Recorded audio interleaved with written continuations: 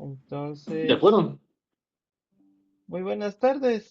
Primero le voy a explicar, esta entrevista es para la validación por juicio de profesionales de mi guía para la implementación de paneles solares en edificios municipales de obra nueva.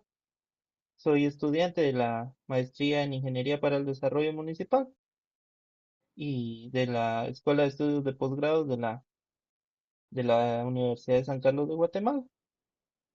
de acuerdo, Eh, el día de hoy, pues, lo voy a entrevistar, le voy a hacer 15 preguntas acerca de su experiencia con paneles solares. de Primero que acuerdo. nada, no sé cuál sea su nombre completo. Julio César Urrutia Valdés. No sé si me Julio escucha. César. Sí, Urrutia Urrutia. Valdés, Vale. ¿Su profesión? ingeniero industrial.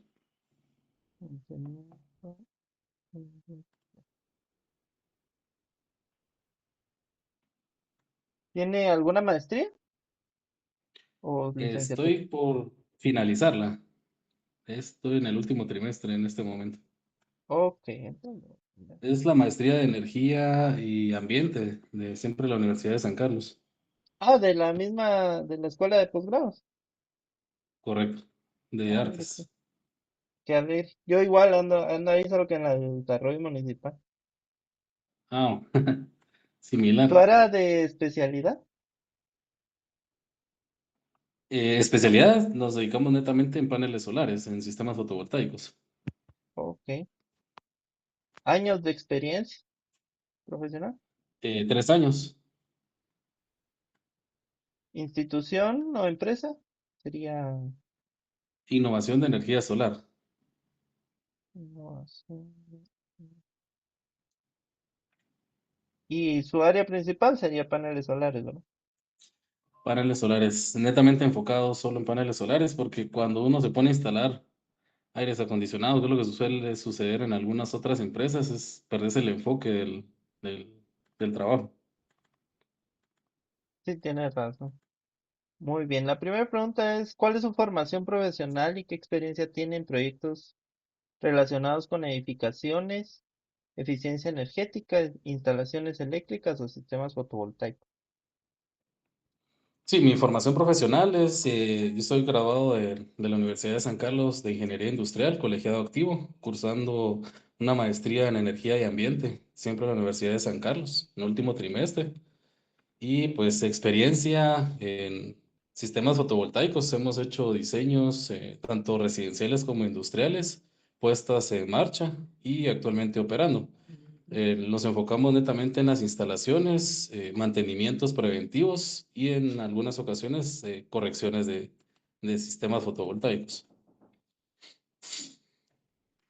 Muy Esto bien. sería la información. Desde su experiencia, ¿por qué es importante considerar la integración de sistemas fotovoltaicos desde la etapa de diseño de una edificación nueva?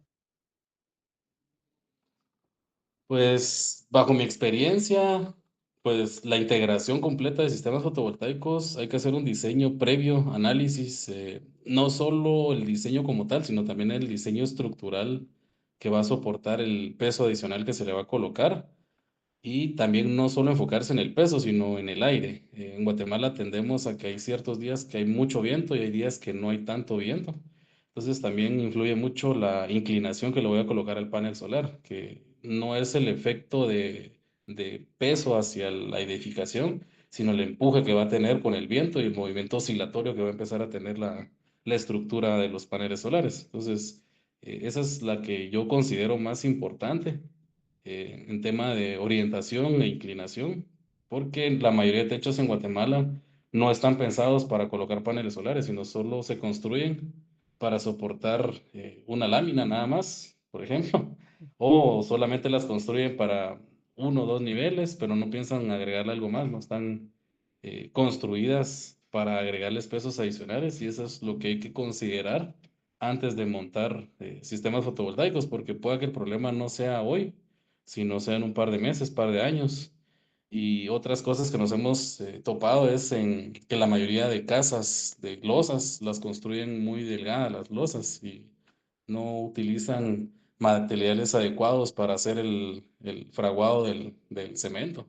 Entonces tienden a estar muy porosas. Entonces, al perforarlas o generan mucha acumulación de agua, hace que también el peso adicional más la acumulación de agua y falta de mantenimiento haga que el techo colapse. Sí, sí, sí, de hecho sí, hay que tener todo eso en cuenta, ¿verdad? Antes de la Ujú. implementación. Muy bien, ahora sería, Así ¿qué es. problemas técnicos suelen presentarse cuando los sistemas fotovoltaicos se instalan en edificios que no fueron diseñados previamente para recibirlos? Creo que me adelanté en la pregunta anterior, pero es lo que le mencionaba, que hay que hacer un diseño estructural que va a soportar el peso adicional. En algunas veces hay que generar una estructura adicional a la que ya está en el sitio para que los paneles solares puedan colocarse en el lugar. Básicamente, el mayor problema que hemos tenido es cuestión de espacio, que sí van a caber la cantidad de paneles necesarios que necesita el sitio y malas construcciones. No es, algunas veces no es porque el techo sea ya tenga muchos años. Hemos hecho instalaciones en edificios de 60 80 años y están ahí sin problema. Como en casas que tienen meses de haberse entregado y ya tienen filtraciones. Entonces, depende mucho de cómo fue construido, básicamente. En realidad, pues todos tendrían que soportar ese peso adicional porque siempre hay que pensar a futuro, pero algunas veces por ahorro de costos es que suelen tener estos problemas en algunas instalaciones.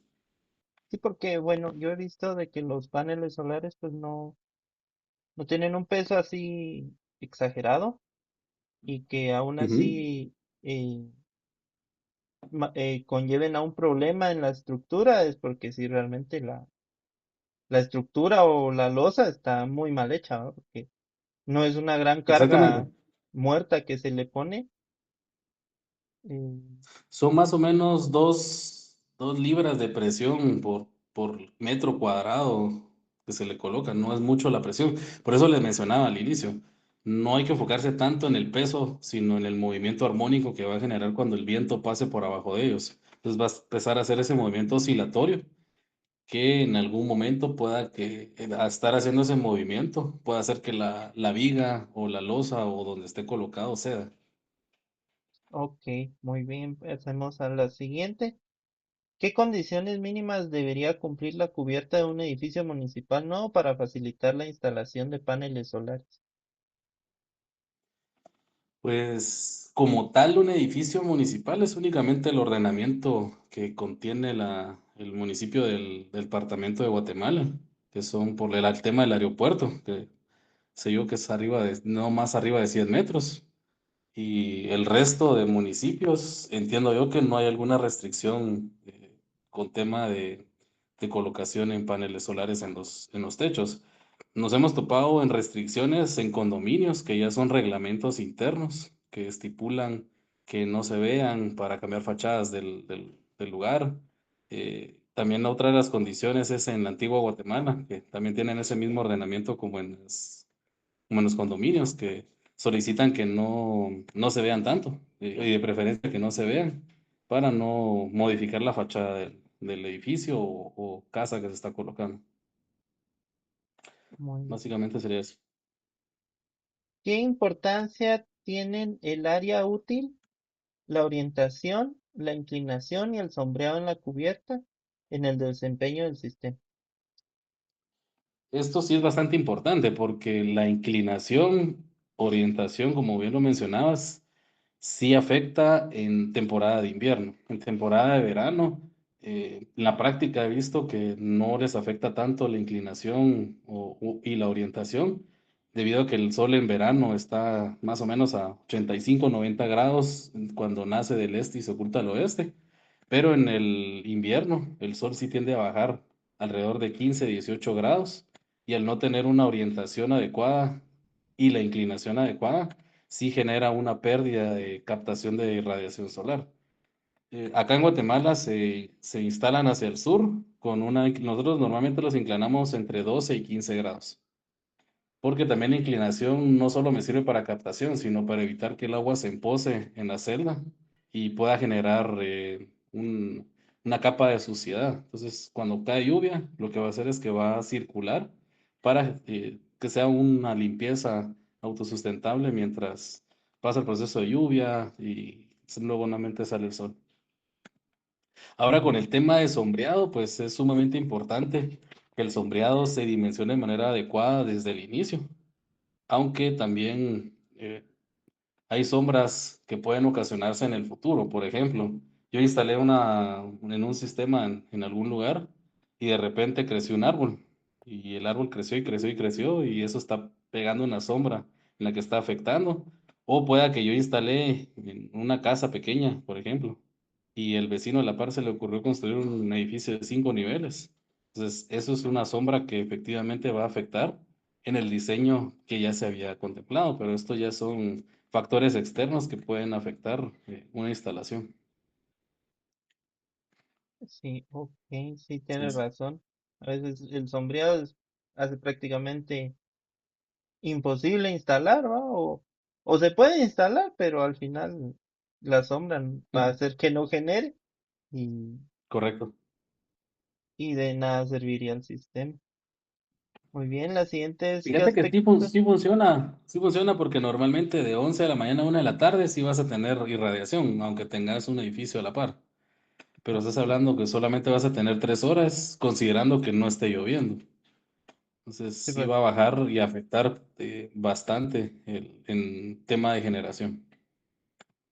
ok, ok. O sea, sí funciona aunque esté sombreado, pero baja mucho. Sí, con Habría que afectación, aumentar la bastante. cantidad de paneles para Correcto. llegar a la Entonces lo que se demanda. hace ahí es que se ve cuál es la pérdida y con base a la pérdida se genera una instalación adicional para sufragar esa pérdida que se está teniendo. Ah, muy bien. Mm. Ahora la siguiente es ¿qué aspectos estructurales deberían considerarse para que una cubierta pueda soportar adecuadamente un sistema? Sí, para poder considerar, eh, normalmente lo que nosotros verificamos, ya sea un techo de losa, es que no, que tenga las vigas bien construidas. Dos, el tema del viento, no es solamente de voy a colocar, algunas veces se instalan adoquines o bordillos de tráfico pesado para no tocar la losa, pero ahí entra el factor del viento.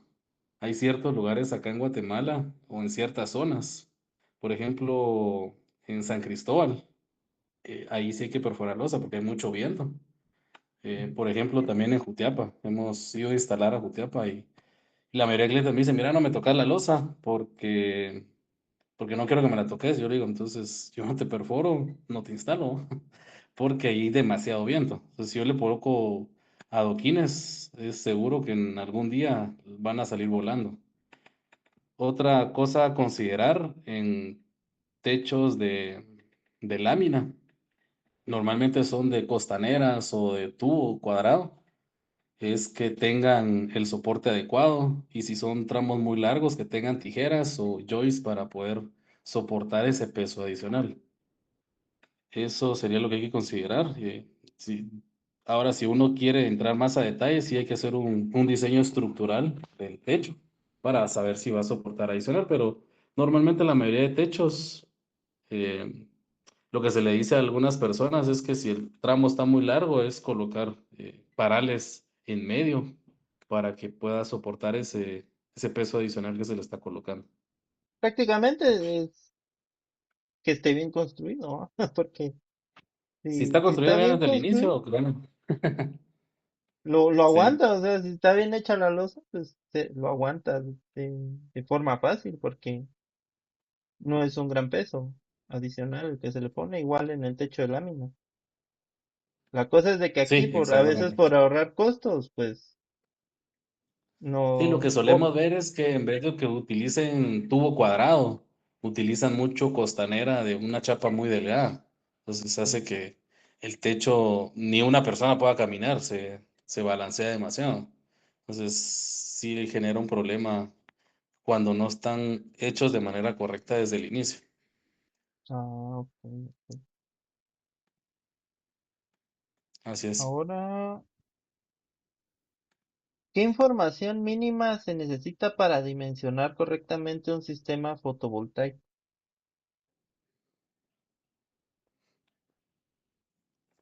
Para poder dimensionar un sistema fotovoltaico, lo que normalmente utilizamos para poder saber el consumo energético es solicitarle la factura de luz, que se le llama recibo de luz, y con base a ese consumo se puede hacer un diseño de cantidad de paneles, tipo de inversor, y posterior a eso se hace el diseño a través de algún programa de diseños fotovoltaicos para saber que también van a caber en ese techo, el cableado y en dónde se va a conectar al tablero principal.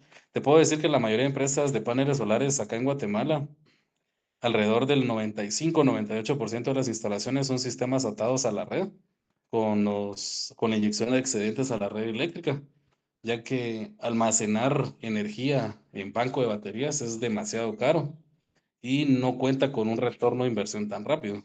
Alrededor de 8 o 10 años está con baterías y cuando son atados a la red, su retorno de inversión está de 2 a 3 años. Y aparte que la mayor parte de EXA es una red bastante estable, entonces no es como una necesidad de que la gente necesite almacenar su energía eléctrica en baterías, porque si hay un corte, el tiempo de respuesta es bastante rápido. No es como en el interior, que ellos sí tienen alguna necesidad de poder almacenarlo en baterías, porque a veces hay cortes de 3, 4 días y pues la mayoría se queja no solo porque no hay luz, sino porque se queda sin energía su refrigeradora y todo lo que tienen adentro se arruina, ¿verdad? Ujú, ujú. Sí, sí, eso sí tienes Así es. razón. Tengo compañeros que Ujú, en la maestría, de que, póngale, son de Quiché, por ejemplo, y yo ujú, no sé si lo dicen por no participar, a saber, pero casi que dos de tres clases siempre están sin luz mm, por allá, y en órale. Quiché, en Huehue, Sololá. Por lo menos yo soy de San Marcos, aquí la red es muy estable, casi nunca se va, pero allá sí he escuchado que sí se va, mucho, mucho, entonces sí. Sí, exacto. O- Entonces, ¿qué relación debería existir entre la demanda energética y la capacidad del sistema? Pues la relación debe ser equitativa porque yo debo de diseñar un sistema que sea el equivalente de poder generar el mismo consumo energético que tiene el edificio o lugar. Porque si yo dimensiono de más, inyecto esos excedentes a la red eléctrica generando un crédito a favor que puede ser muy alto en algún momento, que va a ser imposible consumírselo. Y si yo diseño un sistema que genera menos, no va a percibir el verdadero ahorro, porque no estoy cubriendo el 100% de ese consumo energético. Entonces tiene que ser una equivalencia igual. Ok. Así es. Ahora, ¿qué indicadores considera más útiles para estimar el potencial solar aprovechable y la generación anual del sistema? Pues los factores más útiles pues son las horas solar pico.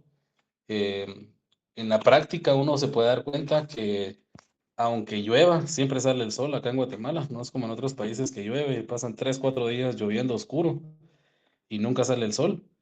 En cambio, acá en Guatemala hay días lluviosos, pero siempre sale el sol.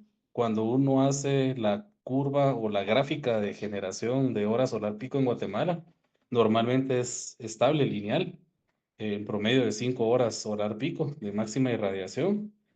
Entonces, somos un país tropical donde podemos aprovechar bastante esta energía renovable y pues al final ese es el factor más importante en la, en la ecuación de considerar cuántos paneles solares necesito.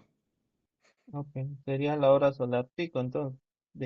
La hora solar pico, correcto. Bueno, que Guatemala es chiquito, entonces no varía mucho entre departamento y departamento, me imagino.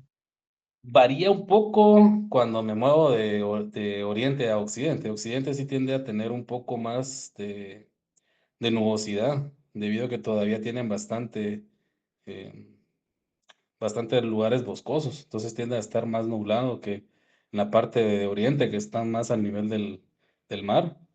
Entonces sí baja más o menos media hora, una hora en hora solar pico. Entonces, ¿qué se considera? Alrededor cuando uno hace el cálculo de uno a dos paneles más en el diseño, que Ah, es un tema, te podríamos hablar que es como un tema sombreado, porque al final la nubosidad es una sombra. Entonces, esa deficiencia que vamos a tener la podemos agregar con más paneles solares. ok, perfecto. ¿Qué aspectos eléctricos mínimos deben considerarse para integrar el sistema fotovoltaico y el sistema eléctrico del edificio? Considerar aspectos eléctricos, pues el principal es el voltaje, porque el voltaje es el que define el inversor. Básicamente un panel solar yo lo puedo conectar en un inversor monofásico o un trifásico, me va a funcionar exactamente igual, porque al final lo que va a hacer el inversor es debo de seleccionar el inversor adecuado porque yo no puedo agarrar un trifásico y decirle lo voy a meter en un monofásico y no le conecto una línea y con eso no funciona. No funciona de esa manera. Tengo que seleccionar el inversor adecuado según el voltaje del lugar, según el consumo y la cantidad de energía que yo quiero generar diariamente. Entonces, ese sería el aspecto más clave que hay que tomar en cuenta, el voltaje del lugar, porque es el que me define el inversor. Un mal diseño puede generar una pérdida, tanto para la empresa que está instalando como la empresa que está haciendo la instalación. Entonces, siempre es el factor importante. Luego es dependiendo de la energía que voy a generar, es el calibre del cable que voy a utilizar y la distancia que voy a instalar. Esos serían los factores más importantes. Y el calibre de cable depende mucho, me imagino, del voltaje que se genera, ¿verdad? El voltaje pico de... Sí, de la potencia de lo que se está generando en el momento. Ajá. Al final nos tenemos que basar en la corriente máxima que está pasando, porque la mayoría de cables están diseñados para 600 voltios y el trifásico normalmente máximo va a trabajar entre 400 y 480 voltios. Entonces no me enfoco tanto en el calibre del cable con el tema de voltaje, sino en la cantidad de corriente que va a circular en ella. Ah, ok, perfecto. Eh, muy bien, ahora, ¿qué criterios debería tomarse en cuenta para seleccionar el inversor? El punto de interconexión, los conductores, tableros y protecciones eléctricas. Sí, para considerar el inversor, creo que lo respondí antes, es el voltaje. Al final, el voltaje es el que define el inversor y la capacidad del inversor lo va a definir la cantidad de energía que va a necesitar el lugar. Es decir, si ellos tienen un consumo energético de 100 kilowatts al día, entonces hago yo mis cálculos, cuál es el pico de potencia máximo, voltaje, y ese es el valor que me va a definir el inversor y potencia que le voy a colocar. El punto de interconexión va a depender mucho si en el lugar cuentan con transferencias eléctricas, porque algunos edificios tienden a tener transferencias manuales o automáticas hacia un generador ya sea de diésel o de gasolina. Entonces, el sistema fotovoltaico se tiene que conectar a la red eléctrica, si está atado a la red, porque si yo lo conecto a cualquier tablero, hay un corte de energía, entra el generador, lo que va a pasar es que el inversor va a detectar como que fuera red eléctrica, le va a meter un excedente al generador y lo que va a pasar es que lo voy a dañar. Entonces, eso es un aspecto a considerar, porque el inversor no se daña, porque él solo recibe la energía de los paneles solares, la convierte en alterna, agregándole frecuencia y no va a definir, este es un generador, no lo voy a inyectar, sino él va a inyectar porque esa es su función. Esa sería un criterio que se debe de considerar en un punto de interconexión. Los conductores de cable, eso me lo va a decir la ficha técnica del inversor, dependiendo también si lo voy a colocar en un 100% en su capacidad máxima. porque eso va a depender de la capacidad máxima que voy a tener. Esto también depende mucho de la irradiación solar que vamos a tener y las protecciones eléctricas, que la protección eléctrica me la va a dar la capacidad del cable, en dónde lo voy a colocar. Entonces, todo esto O- depende y lo obtengo de las fichas técnicas de los equipos. ok, perfecto. He visto de que algunos dicen que se puede colocar el inversor hasta 1.5 de su capacidad. Digamos que Correcto, es... esto se llama un sobredimensionamiento fotovoltaico, pero el sobredimensionamiento fotovoltaico, yo en lo personal, no lo recomiendo en Guatemala porque nuestras horas solar pico son bastante estables. El sobredimensionamiento solar está pensado para países en donde cuando sale el sol, yo voy a tratar de que mi curva de generación en potencia de paneles solares se mantenga casi al 100 o arriba del 100, porque cuando salga el sol yo quiero que mi inversor esté trabajando. En cambio, acá en Guatemala, el sobredimensionamiento me puede servir únicamente para que la curva se aplane, porque hemos hecho instalaciones con un 20-30% de sobredimensionamiento y se percibe exactamente cuando la curva se parte. ¿Y qué es lo que sucede con el resto de la energía? El inversor ya no puede trabajar más, entonces esa energía no se hace, sino simplemente se disipa, ¿verdad? Ah, ok, perfecto, muchas gracias. ¿Qué normas, reglamentos, manuales o guías técnicas considera relevantes para orientar el diseño de sistemas? Pues las normas, actualmente en Guatemala no tenemos una entidad que norme las instalaciones fotovoltaicas. Solamente tenemos la Comisión Nacional de Energía Eléctrica, que es la que norma poder trabajarlo con las distribuidoras, de poder tener los excedentes de la red eléctrica. Sin embargo, no hay un ente regulador que diga cómo hacer la instalación. Entonces nos basamos a las buenas prácticas de buenas instalaciones fotovoltaicas. Normalmente la mayoría se va a guiar en las normas NEC de Estados Unidos, que nos guiamos mucho de Estados Unidos, ya que ellos trabajan el mismo voltaje que trabaja Guatemala. Estamos en la parte norte del planeta, entonces se trabaja mucho. Sin embargo, la cantidad de paneles acá en Guatemala bajan mucho considerablemente que en Estados Unidos. Entonces, los criterios o normas que nosotros trabajamos son las buenas prácticas y nada más. No hay una como tal o un ente regulador que nos pueda certificar. He visto que en México, por ejemplo, hay un ente certificador de paneles solares en los que ellos dan cursos, eh, dan qué tiene que llevar exactamente una instalación fotovoltaica y periódicamente auditan a las empresas instaladoras yendo a ver sus instalaciones y si en caso no cumplen las reglas, automáticamente les quitan la certificación. Entonces considero yo que Guatemala sí debería de integrar un ente regulador que pueda certificar a todas las empresas de paneles solares, porque como tal no hay una regulación, sino únicamente nos guiamos por buenas prácticas y lo que la experiencia al final nos lo define, ¿verdad? O sea que aquí en Guatemala no hay normas o reglamentos que definan el trabajo en las instalaciones. No, Es nada más. solamente manuales y guías de buenas prácticas, pero el decir buena práctica no significa que esté escrito en piedra, como una Ujú. certificación. Yo, si soy una empresa certificada por un ente regulador, sí tengo que seguir la regla para poder continuar ser certificado. Ok, perfecto, muchas gracias.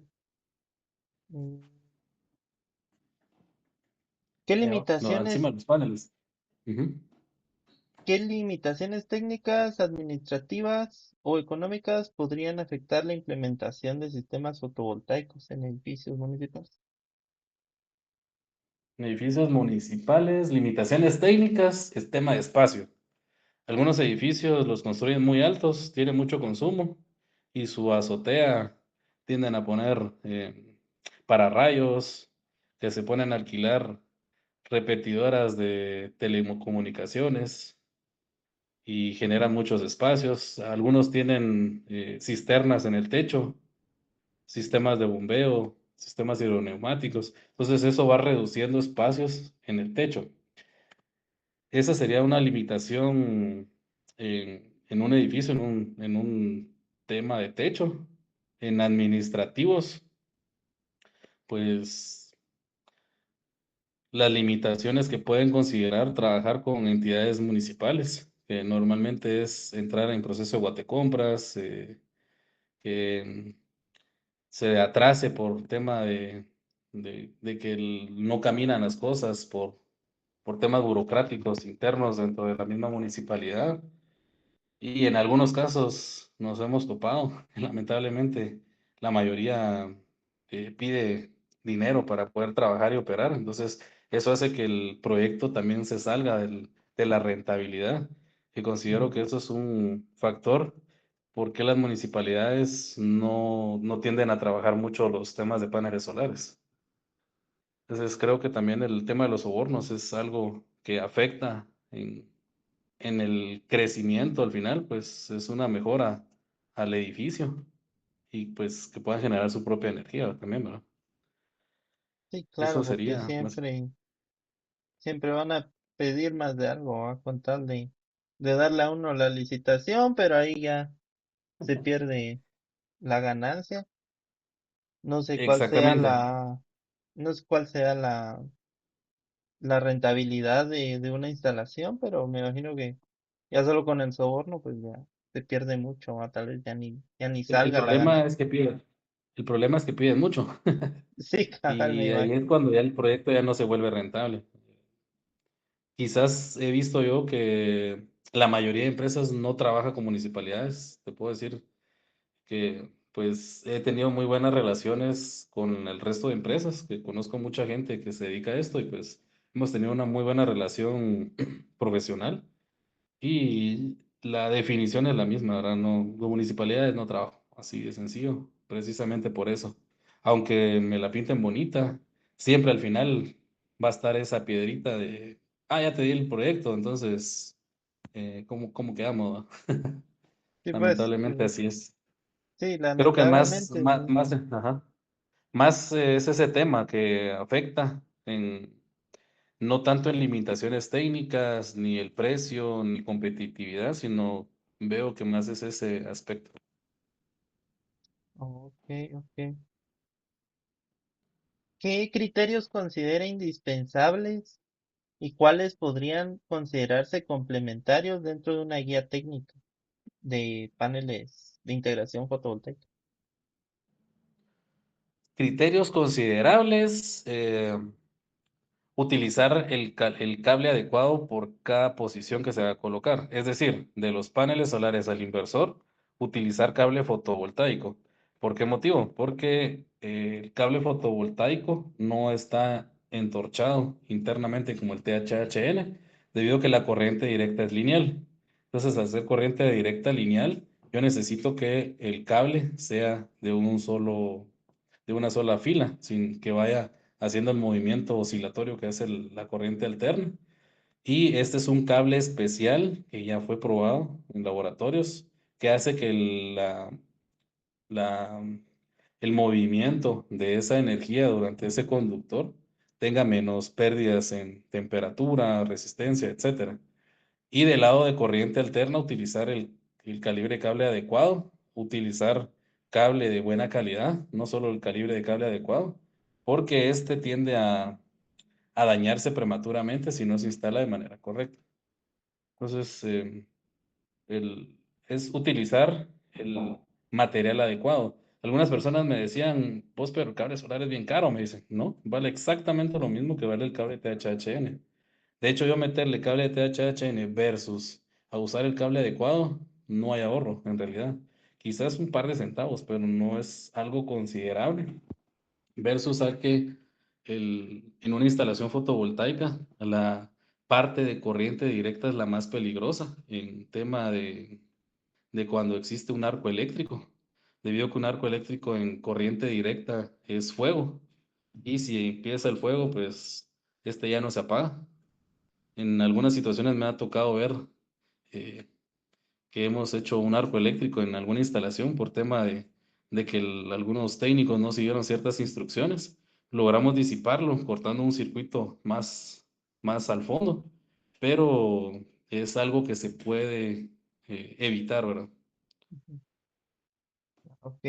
Entonces Eso creo sería, que lo más indispensable es... Ujú. eso sería lo más indispensable, ¿verdad? Sí, porque recordemos, bueno, yo en realidad soy partícipe de que los paneles solares hoy por hoy, yo comparo fichas técnicas y no importa la marca que yo ponga, casi que todos tienen la misma eficiencia, casi la misma potencia, casi la misma garantía, tiempo de vida. Entonces, en una instalación fotovoltaica yo debo de enfocarme mucho en instalar el calibre de cable adecuado, utilizar el cable adecuado también, y también importa mucho el inversor, porque el inversor es el que va haciendo la transformación y hay inversores de muy baja calidad que no traen ciertos componentes, por eso son más baratos. Y Ujú, estos tienden a generar más temperatura, entonces son menos eficientes.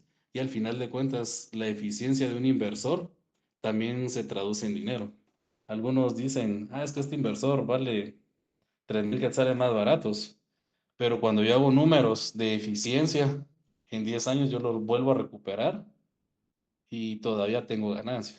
ujú. Entonces, al final, el hecho de haberme ahorrado por haber instalado un inversor de mala calidad o de baja calidad, no es un ahorro. Entonces, considero yo importante también trabajar marcas adecuadas que cuenten con protecciones también internas, no solo las adicionales que yo le coloco, protecciones de arcos eléctricos, de corriente, de flujos inversos, de, que tengan supresores de pico internos, debido a que los paneles solares están a intemperie y el hecho de que se coloquen con aluminio anodizado no significa que no le vaya a caer un rayo, sino únicamente estoy reduciendo de que la probabilidad pase. Entonces, considero yo que también la marca del inversor es algo importante en una instalación fotovoltaica. Yo he visto que los más comunes son estos de marca Growatt, son los más No comunes soy en el partícipe mercado. de Growatt. Me gusta más Huawei. Ah, ok, ok. Sí, muy, muy Sí, no sé buenos. También si, vi no sé que si, son, ah, los Huawei son muy buenos, solo que son un poquito más caros. sí, lo que sucede es que Growatt no trae incorporado esas protecciones que te mencionaba. Entonces, no Ah, sé si ok. ya las mejoraron o las nuevas generaciones ya lo incluyen, pero yo en lo personal me ha tocado ver y reemplazar Growatts por un Huawei, precisamente porque como no traen esas protecciones, generan arcos eléctricos internos y se dañan. Ok, ok. ¿Y cuál podría considerarse complementario? ¿Qué criterios podría Complementarios, nosotros hemos trabajado mucho en la marca Solax, es no, el complementario de Huawei. Hemos trabajado muy bien con esa marca. De hecho, Solax es como la copia de Huawei, algunos lo dicen de esa forma, que Huawei es el Toyota en los carros y Huawei y Solax es el Kia. Al no, final me lleva y me trae. Hemos hecho pruebas en instalaciones fotovoltaicas que un cliente en una cuadra instaló Huawei. A los meses, el vecino de 3 casas hizo descuento y le instalamos Solax. Comparando curvas de generación son similares. Entonces, siempre Huawei gana por un poquito. Sin embargo, por tema de precio, considero que ambas marcas valen la pena. ok, perfecto. Y esta sería la última pregunta. ¿Qué recomendación Sí. final daría para que la guía sea técnicamente clara, aplicable y útil para edificios municipales? La guía, pues creo yo que la parte más importante de una instalación fotovoltaica es el diseño, ya que sin diseño vamos a ojos cerrados. Tema estructural, eh, materiales de buena calidad. Me ha tocado ver instalaciones mal hechas, que todavía están medio trabajando y toca repararlas, pero es porque no hay una guía como tal en la que nos defina cómo hacer los procesos. Entonces, nuestras instalaciones, pues nos hemos guiado mucho en las buenas prácticas, bajo la experiencia también, en la que toda parte solar o todo el cableado solar va entubado con PVC eléctrico, entonces eso ya arregla. Si hay derivaciones, usar cajas de registro, conectar, pero agarrar el tubo con abrazaderas, toda la instalación debe ir aterrizada a tierra. Si en caso no hay tierra física en el lugar, pues es un cobro adicional que se le hace al cliente, colocando una varilla de cobre y haciendo una nueva tierra física en el sitio.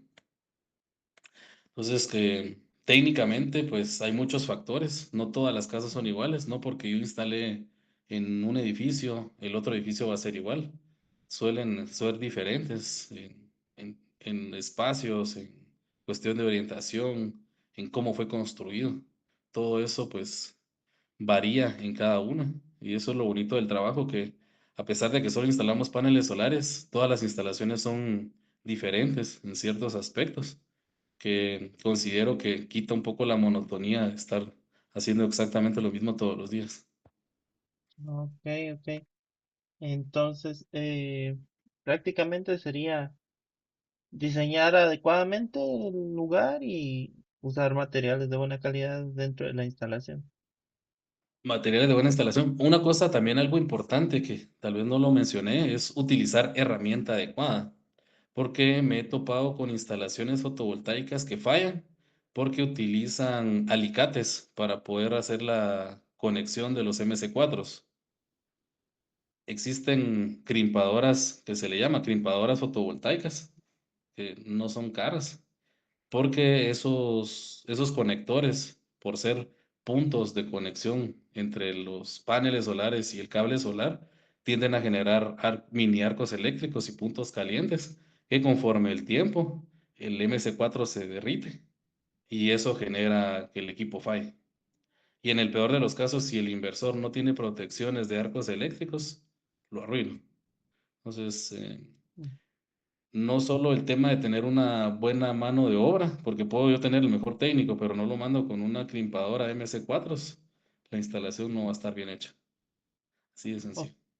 ok, solo para complementar, acerca de Ujú. las protecciones que me habla, ¿son las protecciones internas del inversor o las protecciones Protecciones de, internas del inversor. Ujú. o que ponen aparte, digamos, porque ponen flipones, por así decirlo, Ujú. en la entrada de la corriente directa y en la salida de la corriente alterna?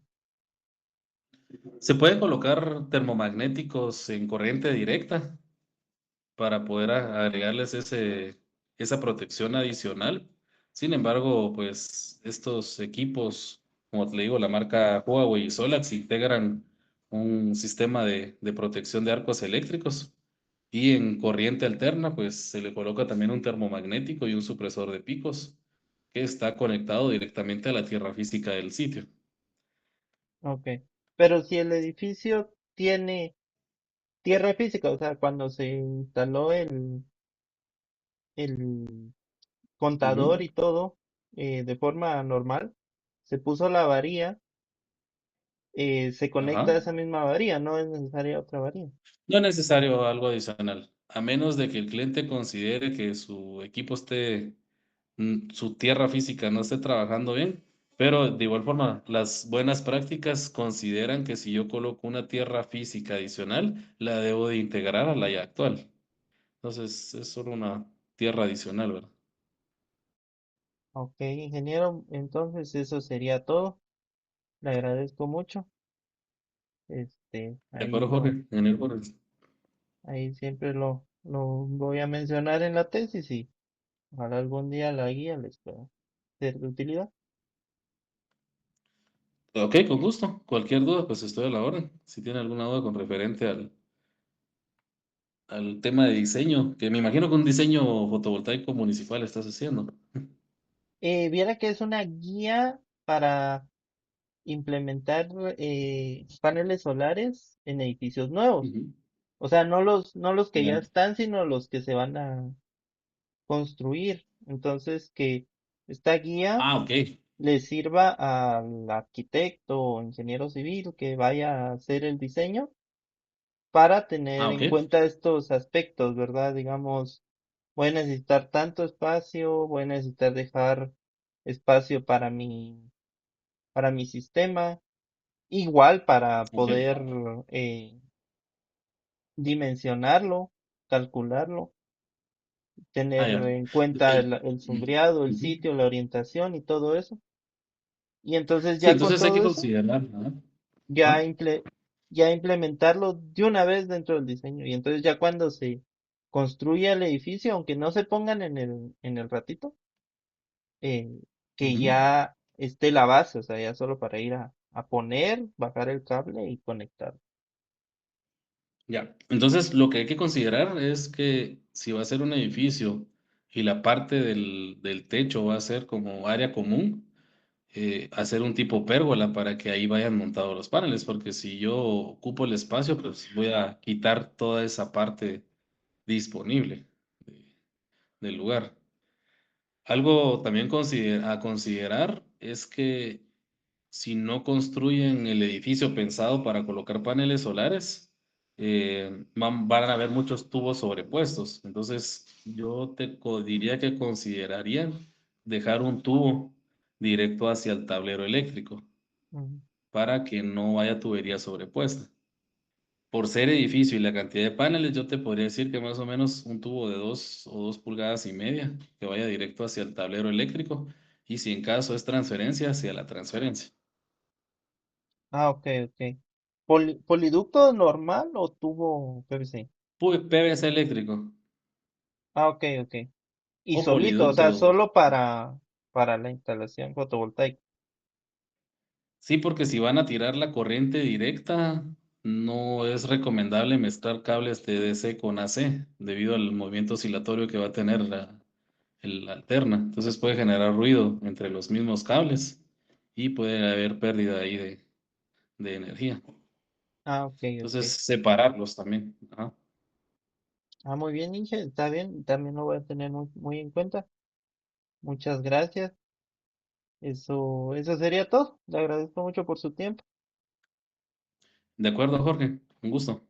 Muchas gracias. Feliz tarde. Igualmente, feliz tarde. Hasta luego.